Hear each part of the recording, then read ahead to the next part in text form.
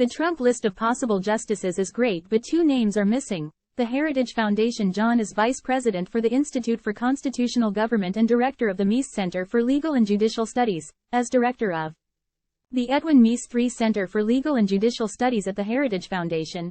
I was inundated last week with interview requests regarding President-elect Trump's list of potential Supreme Court justices, and about who from that list was likely to be chosen as his nominee to replace Justice Antonin Scalia. One of those interview requests came from the New York Times, an interview I regret. Well, I should have known better. One reason why people wanted to interview me last week was because I had published my own list of 8 individuals I thought would be superb Supreme Court justices. 6 of those 8 names ended up being included on the Trump list, and the president-elect has stated that he had received input from the Heritage Foundation and the Federalist Society. He most likely received input as well from several other very bright lawyers with connections to the conservative legal movement. The list that President-elect Trump compiled is outstanding: 21 men and women, including 20 sitting judges, with a breadth of legal experience who have each distinguished themselves. And the list went a long way towards calming the nerves of many conservative voters who were skeptical about him, especially in a year in which, according to exit polls, as many as 70% of the voters indicated that Supreme Court appointments were an important or the most important factor in how they cast their vote. Time equals 400 Ms. greater than. And now to my New York Times interview. After asking me about the list, the reporter noted that the 2 names, Paul Clement and Judge Brett Kavanaugh, that were on it but not on the Trump list were people whom one might normally have expected to see on the short list for a Supreme Court vacancy in a Republican administration. He then asked if I had heard anything about why they were not on the Trump list. A dear friend of mine once said to me, "You just missed a wonderful opportunity to say nothing." I often hear his voice in my head, but on this occasion, I did not and, unwisely, spoke. I said that perhaps Trump wanted to reach outside the Beltway for potential justices. I then said that, although I did not agree with these statements, I had heard a few, in fact, very few, conservative lawyers express concern about Paul Clement because he has never been a sitting judge and therefore does not have any judicial record to review. I have never heard anyone criticize Paul Clement's qualifications. He is well liked and well respected, deservedly so, throughout the entire conservative legal community. However, the reporter twisted my words, making it sound as if we, all conservatives, including me, felt that it would be too risky, in the absence of a judicial record to examine, to put Clement on the court because he might somehow turn out to be another David Souter. That is not what I said, and nothing could be further from the truth. I also said that I had heard some conservative lawyers criticize Judge Kavanaugh for an opinion he had written during the Obamacare litigation. They viewed it as ducking the critical issue involved in the case, but I said that I did not share that view. Time equals 400 Ms. greater than. When the Times article was published, the part about how I did not agree with any of these statements was somehow missing, thereby creating the clear impression that these were my views.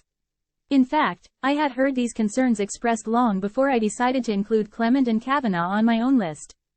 Time equals 400 Ms. greater than. Since the article was published, I have received several calls from incredulous conservatives, and I would not be surprised if Clement and Kavanaugh have too. I sent a letter to the editor of the Times setting the record straight, but am sure it was immediately deposited into the electronic dustbin. Therefore, let me set the record straight here. I believe that Paul Clement and Judge Brett Kavanaugh would make outstanding Supreme Court justices, and here's why. Clement has an impressive pedigree: master's degree from Cambridge, law degree from Harvard, clerkships with Judge Lawrence Silberman and Justice Antonin Scalia, chief counsel on a Senate subcommittee, U.S. Solicitor General, but that is just the beginning. Clement is a brilliant advocate, having argued more cases before the Supreme Court than anyone since 2000, an exceptional writer, and for what it's worth, an engaging speaker.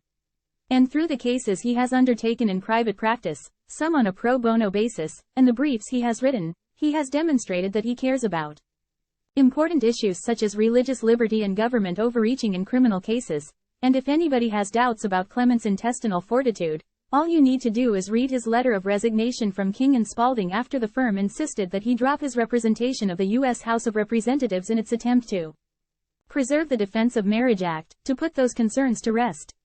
In that letter, he stated, "I resign out of the firmly held belief that a representation should not be abandoned because the client's legal position is extremely unpopular in certain quarters.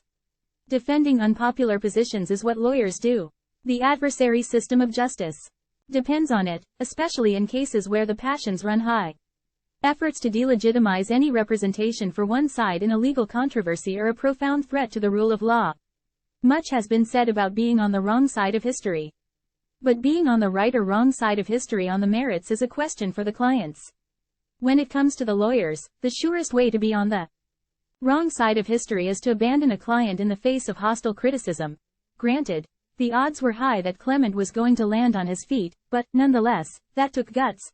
Judge Kavanaugh has a similarly impressive background, Yale Law degree, clerkships with Judge Walter Stapleton, Judge Alex Kaczynski, and Justice Anthony Kennedy, Associate Independent Counsel, Senior Associate Counsel and Associate Counsel to the President, and D.C. Circuit Judge. In his writings, speeches, and opinion after opinion across a wide variety of areas, Al Bahlul, PHH Corporation, in Ray-Aiken County, Loving, Kavanaugh has been clear, consistent, thorough, and thoughtful. Time equals 400 Ms. greater than through their speeches, writings, briefs, and opinions. Paul Clement and Brett Kavanaugh give every indication that they would be rigorous originalists and textualists. Both men have thought deeply about the all-important structural components of the Constitution, separation of powers and federalism. And both men exhibit an analytical clarity that would have made Justice Scalia proud. None of this is to take away from the men and women on the list that President-elect Trump compiled. It is a fabulous list. I am only sorry that Paul Clement and Brett Kavanaugh were not on it. I hope that they get the serious consideration that they deserve if there is a future vacancy. And the next time the Gray Lady calls, I will pause and listen harder for that inner voice reminding me that there are times when the best course of action is to say nothing.